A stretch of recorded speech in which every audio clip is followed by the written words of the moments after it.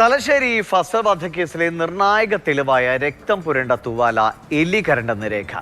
Ernakulam CJM കോടതിയിൽ സൂക്ഷിച്ചിരുന്ന ഫസലിന്റെ രക്തം പുരണ്ട തൂവാല കാണാതായതായി ബോധ്യപ്പെട്ടത് CBI കോടതിയിലെ കേസിന്റെ വിസ്താരത്തിനിടെയാണ്. CPM നേതാവ് കാരായി രാജനടക്കം പ്രതിയായ കേസിലെ രേഖകളാണ് കാണാതായത്.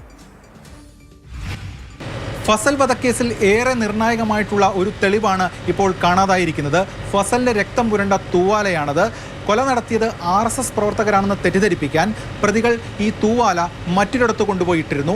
ആ തൂവാലയാണ് കോടതിയിൽ നിന്നും കാണാതായത് എന്നതാണ് ബോധ്യമാകുന്നത്. എറണാകുളം CJM കോടതിയിലാണ് ഇത് സൂക്ഷിച്ചിരുന്നത്.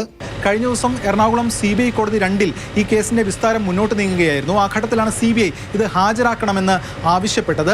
ഇത് സീൽഡ് കവറിലാണ് ഉണ്ടായിരുന്നത്. അങ്ങനെ സീൽഡ് കവർ കൊണ്ടുവന്നപ്പോൾ അത് കണ്ടിരുന്നില്ല. അതോടൊപ്പം അതിനകത്ത് ഒരു കടലാസ് ബ്രൗൺ കവറിനകത്തായിരുന്നു ഇത് സൂക്ഷിച്ചിരുന്നത്. പക്ഷേ അത് കീറിയ നിലയിലാണ്.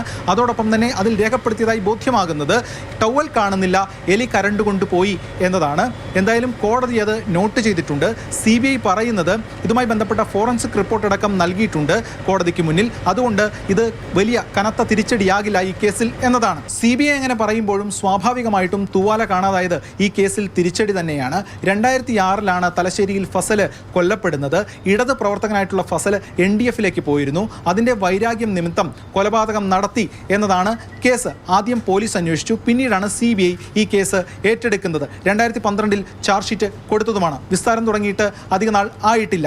ഇതിൽ കൊടിസുനിയാണ് മുഖ്യപ്രതി. അതോടൊപ്പം തന്നെ CPM നേതാവും കൂടാതെ നിയുക്ത MLA-യുമായിട്ടുള്ള കാരായി രാജൻ, അതോടൊപ്പം കാരായി ചന്ദ്രശേഖരൻ ഉൾപ്പെടെയുള്ളവർ പ്രതിപ്പട്ടികയിൽ ഉണ്ട്. അങ്ങനെ വളരെ സുപ്രധാനമായ ഒരു കേസിലാണ് ഈ പറയുന്ന തെളിവ് മിസ്സിംഗ് ആയിരിക്കുന്നത്. എന്തായാലും ഇതിൽ തുടർ നടപടികൾ എങ്ങനെയെന്നത് നമുക്ക് കാത്തിരുന്ന് കാണേണ്ടതായിട്ട് വരും. മുൻപും പല കേസുകളിലും ഇത്തരത്തിൽ തെളിവുകൾ കോടതിയിൽ നിന്നും കാണാതായി പോയിട്ടുണ്ട്. പ്രത്യേകിച്ചും ഈ അഭിമന്യു കേസിൽ 11ഓളം രേഖകൾ മിസ്സിംഗ് ആയിരുന്നു. അതടക്കം വലിയ ചർച്ചയുമൊക്കെ ആയിരുന്നു.